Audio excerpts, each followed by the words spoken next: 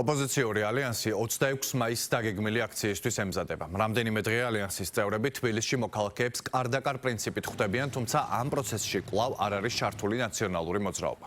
პარტიაში ამბობენ, რომ შესაძლოა ისინი ალიანსის ფარგლებში დაგეგმილ ყველა ღონისძიებას არ უერთდებიან, თუმცა ალიანსში რჩებიან და შეუერთდებიან 26 მაისის აქციას.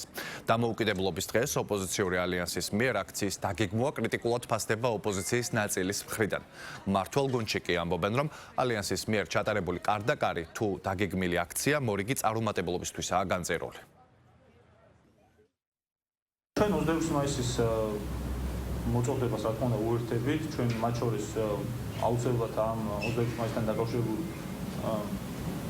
შეხვედრებში მივიღებთ მონაწილეობას, თუმცა ამის კონკრეტულ აქტივობაში ალბათ არ იყო ჩვენ რომელიმე წარმომადგენელი. როგორც ორგანიზებაში ვიღებთ მონაწილეობას, ორგანიზებაში არ ვიღებთ. 26 მაისისთვის ჩვენ აუცილებლად ვიქნებით ჩართულები ამ პროცესში მომზადების და ასე ვთქვათ 26 მაისისკენ მოწოდებასაც რა თქმა უნდა უერთდებით, რომ ხალხი უნდა იყოს ძალიან ბევრი 26 მაისს. ბოიკოტისტი ოპოზიციის გეგმებზე მე რა თქმა უნდა ვერ ვისაუბრებ, როგორც საპარლამენტო ოპოზიციის წარმომადგენელი, შესაბამისად ის რომ ისინი ახორციელებენ გარკვეულ ქმედებებს იმისთვის, რომ მეტად ეფექტიანი იყოს მათი მუშაობა, რა თქმა უნდა მისასალმებელია. სახელმწიფო მნიშვნელობის დღე არის 26 მაისი, ჩვენთვის დამოუკიდებლობის დღე არის, ეს დღე არის ჩვენ რა თქმა უნდა ვიზეიმებთ ამ დღეს, იმიტომ რომ ეს თითოეული მოქალაქის დღე არის და ამ დღის გამოყენება პარტიული ინტერესებისთვის და აი ამ პარტიული ნარატივების პოპულარიზაციის მიზნით, რა თქმა უნდა, ჩვენთვის მიუღებელია. არაერთი შოუს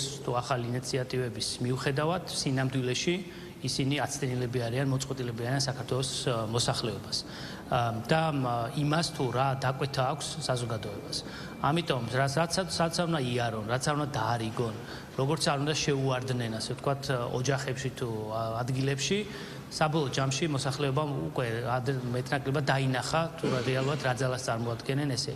26 მაისის სახითაც ისინი ცდილობენ კიდევ ერთი დაპირისპირების კერა გააჩინონ საზოგადოებაში, რომ იყოს რაღაც მუდმივი შფოთი, მუდმივი დაძაბულობა ქვეყანაში და მუდმივი ეს დაპირისპირება საზოგადოების ჯგუფებს შორის. ამ შემთხვევაშიც ნაციონალურ მოძრაობას ცოტა უფრო მეტი ჭკუა იყო, რადგან იცოდა ალიანსის სხვა წევრებისგან განსხვავებით, რომ როდესაც ისინი კარდაკარზე გავიდოდნენ, ხელსაც კი არავინ არ ჩამოართმევდა და ასეთი კადრები ჩვენ ვნახეთ, ვაშოთ ეს როგორ არც კი ართმევენ ხელს. ეს არის ქართველი ხალხის პოზიცია იმ რადიკალების მიმართ, რომელმაც თავისი დიდი მავნებლობით და ბოროტებით აამახსოვრა და თავი ქართულ ამომრჩეველს.